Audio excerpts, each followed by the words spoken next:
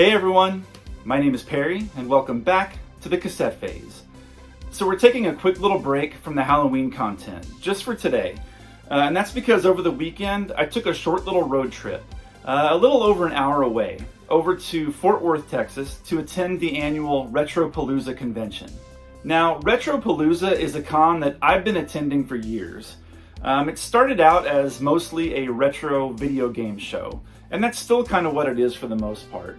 But it seems like every year they're adding more and more variety.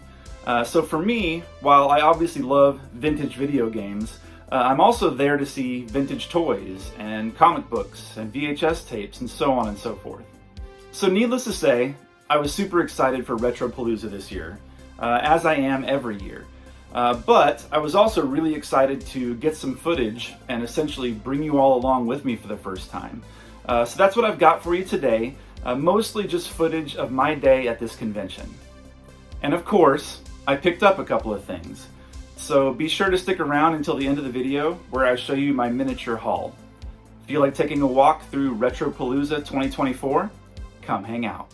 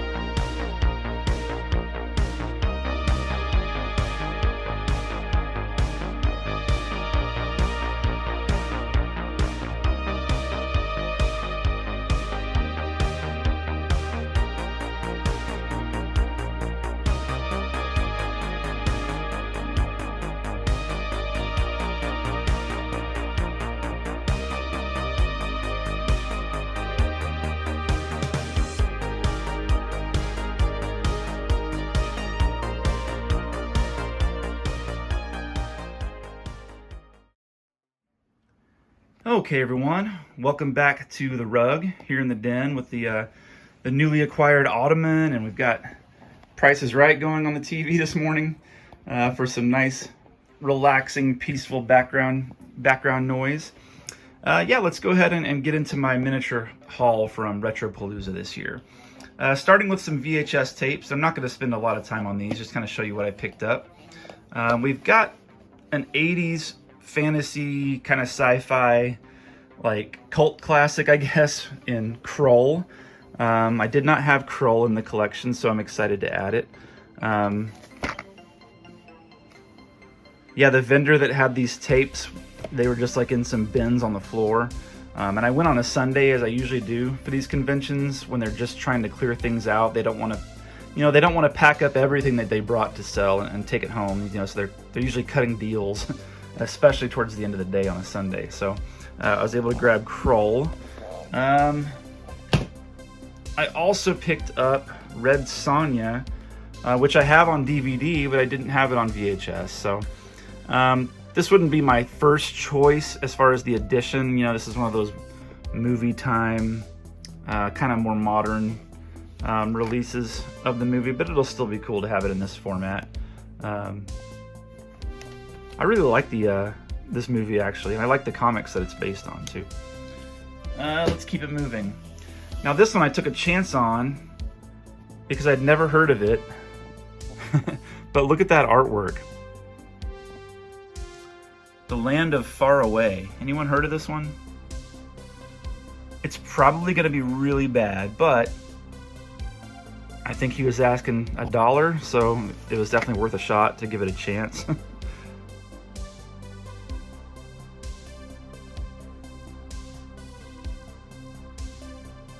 I love it when people would label their movie collection. This belonged to Mr. and Mrs. Michael T. Fitzgerald of Montgomery, Alabama. I just think that's so cool they took the time to label it. But yeah, that was the last VHS tape I picked up, The Land of Far Away. So I'll be excited to check that out, for better or for worse.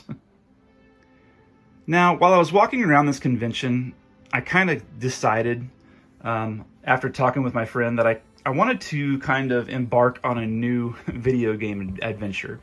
I never really had a Sega Genesis as a kid, and I've got one now, and it never gets any use. And I kept seeing games at this convention for just super cheap. And I was like, you know what? I'm going to hook the Genesis up to the CRT and give it a try. So I picked up a couple of games to kind of start on that adventure. Again, just really cheap, nothing fancy here. But classics, I've been told. I've never played Altered Beast on Sega Genesis, so I'm excited to do that for the first time. And then I also picked up Disney's Aladdin, which I think I played it way back in the day on Super Nintendo, but I've heard that the Genesis version is even better, and just a really, really good one for that console. So I'm excited to hook the Genesis up again and put these in and give them a try. Now, one thing I've learned about going to these conventions is if you're willing to get down on the floor and dig through people's bins, sometimes they've got them up underneath their tables even. You can find some little treasures for a quarter, 50 cents, 75 cents, $1.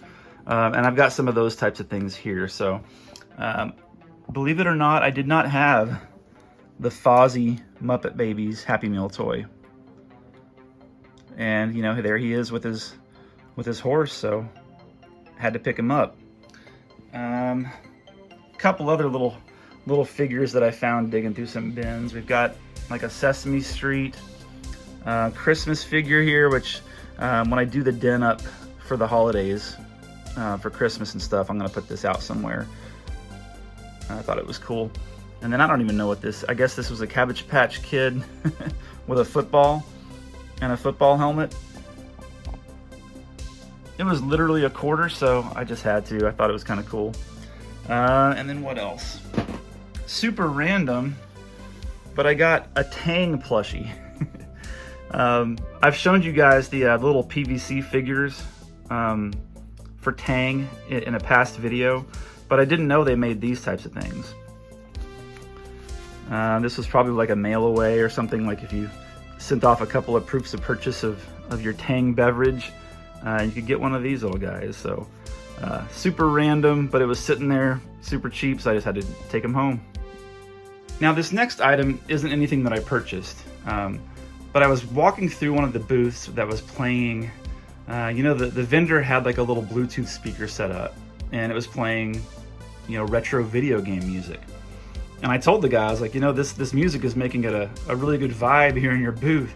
And he's like, oh, well, can you name the song? And I immediately recognized it as one of the themes from Super Mario World on Super Nintendo. And he's like, oh, you guessed it right, so you get to take home a CD. And I was like, what, a CD? Well, this gentleman, he burned his 200 favorite video game songs onto a CD. How long has it been since you've had a burned CD in your possession? But he asked me, he's like, do you have a CD player in your car? And I was like, yeah, I actually do. It still has a CD player, so I will give this a listen. So I was appreciative, that he took the time. He had a stack of these things that he was giving out, but hey, 200 retro video game songs on a burned CD. Can't go wrong. And the last thing that I picked up is probably my favorite item from this haul, the crown jewel, if you will, of Retropalooza 2024. And I finally, some of you guys know that I've been looking for one of these for a while to put on the couch here in the den. But I finally found a really clean and a really good priced Alf plushie. Usually when you find these things, they're really dingy. And I just don't usually want to take the time to go to all the effort to get them cleaned up. This one is in perfect condition. And it was sitting there at a really good price. And I was like, you know what? It's time to go ahead and grab one for the couch. So, yep, his new home will be right over there. Cool story about the booth that I found him at. I was, looking through all the vintage toys that this particular vendor had, and I recognized a really familiar voice. And walking by was Pixel Dan, YouTube's own Pixel Dan, who I have been watching for, 5, 6, 7 years now at this point.